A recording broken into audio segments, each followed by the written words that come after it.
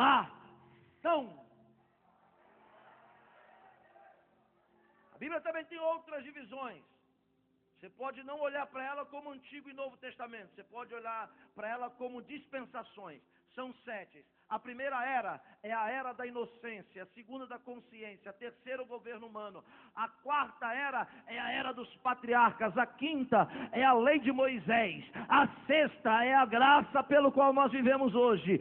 E a sétima é o milênio, quando Jesus vai reinar 1000 anos sobre este mundo. 1000 anos.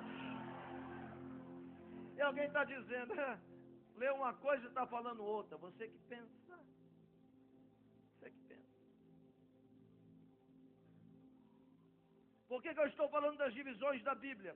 Porque 1 Samuel capítulo 3 é um dos mais importantes divisores de águas da história da humanidade. Se 1 Samuel capítulo 3 não tivesse sido escrito, não estaríamos ninguém aqui. 1 Samuel capítulo 3 é o eixo de transição, é o joelho de duas fases. Uma fase truculenta, uma fase obscura, uma fase de lamaçal, uma fase de pecado, uma fase de apostasia, uma fase de sincretismo, que a Bíblia chama de juízes. Nunca houve, senhoras e senhores, pior época na Bíblia do que a época dos juízes. Nunca houve. Aproximadamente 300 anos. Mesmo Deus levantando homens como Jair, Tolá, Jefté, Gideão, Barak, Débora, Sansão, Israel era um povo obstinado, cheio de sincretismo. Sabe o que é sincretismo? Quer dizer mistura. Na época dos juízes, Israel adorava a Deus de manhã e a demônios à noite. 300 anos. Eu não estou falando 300 minutos, eu não estou falando 300 horas, não estou falando 300 dias, não estou falando 300 semanas, nem 300 quinzenas ou meses. Eu estou falando uma prova, um lamaçal de 300 anos. E muita gente, quando dá 5 anos, 10 anos, 15 anos de luta, já quer desistir. Você imagina 300. 300 anos de caos, ninguém acredita que Deus possa fazer mais nada. E aí é que Deus começa a agir. Deus vai promover essa grande mudança, essa grande transição. Para isso Deus tem que levantar alguém para trazer esse avivamento. E humanamente falando, queridos irmãos, este alguém deveria ser da estirpe, da linhagem, da autoridade religiosa máxima do país, o sumo sacerdote que se chamava Eli. Humanamente falando, o homem que Deus deveria levantar para mudar a história do país, deveria ser da descendência de Eli. Só que Deus, recebe aí quem crê, só que Deus não usa atalhos. Nada que é fácil para Deus presta. Deus sempre vai pelo caminho mais longo, mais difícil. Sabe por quê? Para Ele não dividir a glória dele com ninguém. Todo mundo esperando avivamento de um dos filhos de Eli. Como Deus vai fazer esse avivamento? Deus decide ouvir a oração de uma mulher estéril na beira do altar. Meu Deus. A mulher chamava-se Haná. Haná pedia para Deus um grande milagre. Ela era estéril, queria um filho. E ela entrava para cultuar Deus, ela tinha uma oração. Ela dizia, Senhor, me dá um filho. Ia embora e Deus não dava filho. Ano que vem ela voltava de novo e dizia, Deus, me dá um filho. Ia embora e Deus não dava filho. No outro ano ela vinha de novo e dizia, Deus, me dá um filho. Ia embora e Deus não dava filho. No outro ano de novo, Deus, me dá um filho. Me dá um filho. Me dá um filho. Me dá um filho. E Deus não dava filho para ela. Por que Deus não dava filho para ela? Porque Ana não cultuava a Deus. Ela cultuava ela. ela cultuava as suas necessidades, ela só enxergava ela no culto.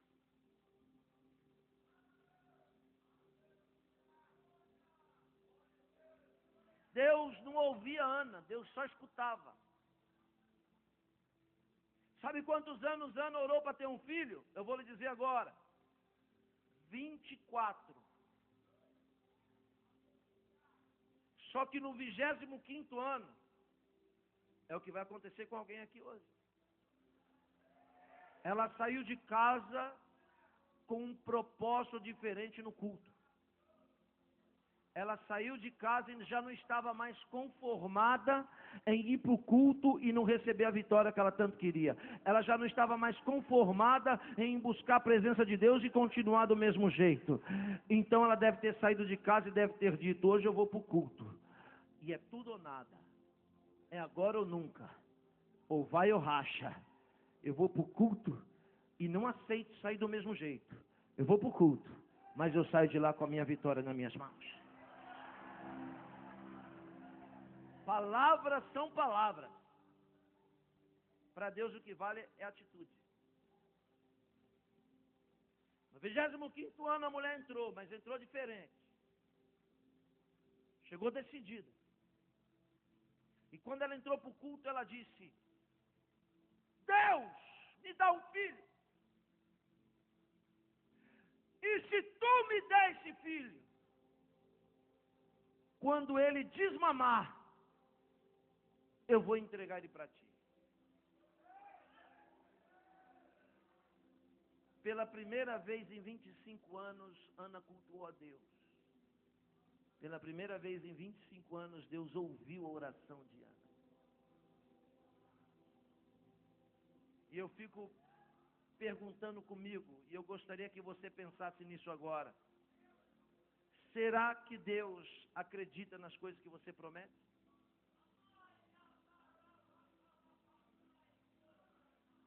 Porque Deus acreditou no que aquela mulher disse. Se tu me der, eu te dou. Agora ouça, porque eu vou pregar agora de forma poética.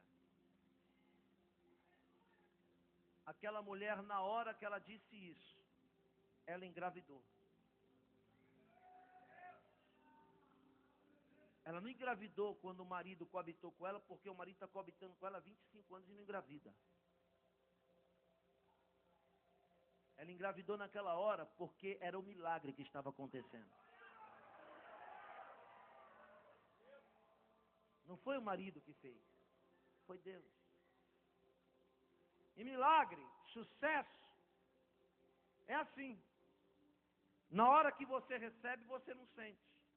Na hora que você recebe, você não sabe. Só que o milagre vai se manifestando com o tempo. A barriga da mulher vai crescendo.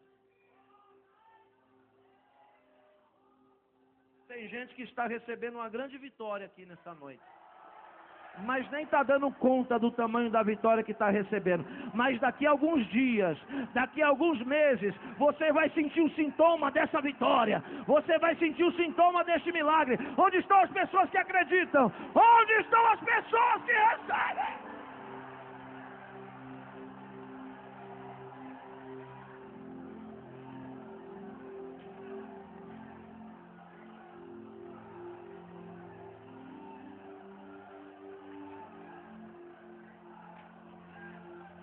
Arkam pançer kol milyon başterkam.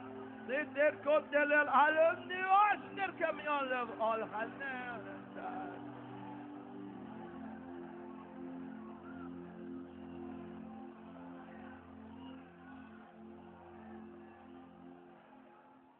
Quando Ana aparece na sociedade grávida, na hora que você recebe o milagre, você tem que aprender que o seu sucesso vai incomodar muita gente. Não existe sucesso sem incomodar alguém.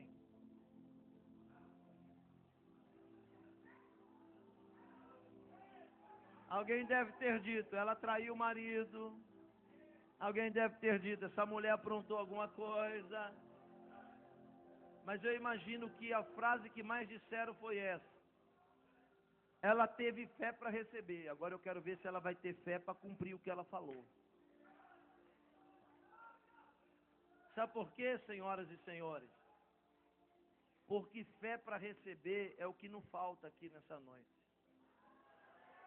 Todo mundo aqui tem fé para receber uma vitória, não tem? Agora a minha pergunta é, eu quero ver se você tem fé para cumprir o que você fala para Deus.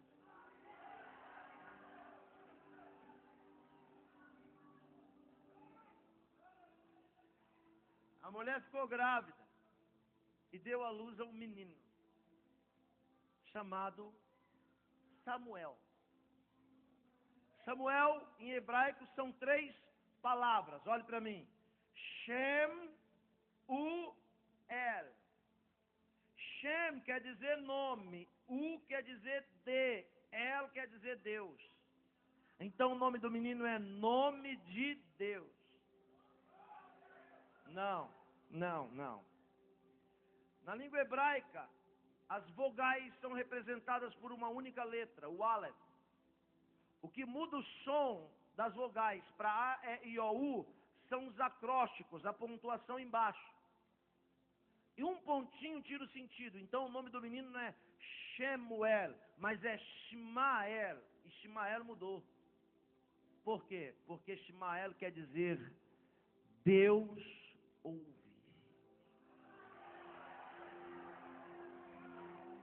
Só porque Deus ouviu a oração daquela mulher na beirada daquele altar. E ela dizia, Deus me dá um filho. Eu preciso de um filho. E Deus devia dizer, você precisa de um filho, eu preciso de um juiz. Deus, eu preciso de um filho. Deus dizia, eu preciso de um profeta. Deus, eu preciso de um filho. E Deus dizia, muito bem, eu preciso de um sacerdote.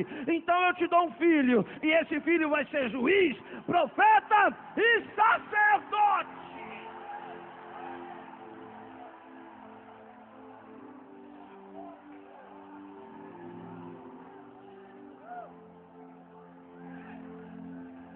Tudo que você veio buscar aqui é pouquinho, porque Deus vai te dar.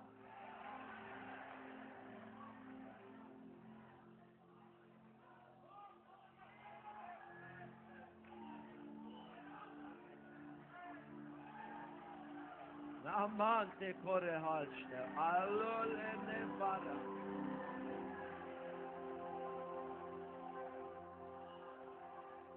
O menino nasce e ele é Nazir. Alguém sabe o que é Nazir? Nazir é um voto, conhecido como Nazireu, baseado em 3 colunas. O Nazir é baseado seu voto de separação em 3 colunas. Nazir não pode cortar cabelo. Nazir não pode tomar vinho ou bebida forte. E Nazir não pode nem entrar em um ambiente que tem alguma coisa morta. Por isso que há um erro grande quando a igreja pintou Jesus de cabelos compridos, olhos verdes, coração pegando fogo, olhando assim. Aquilo deve ser um italiano, mas não é Jesus. Primeiro, porque Jesus não tinha cabelo comprido, ele não era nazireu. Eu lhe provo, não era nazireu porque tomou vinho, não era nazireu porque ressuscitava os mortos, tocando nele e fazendo reviver de novo.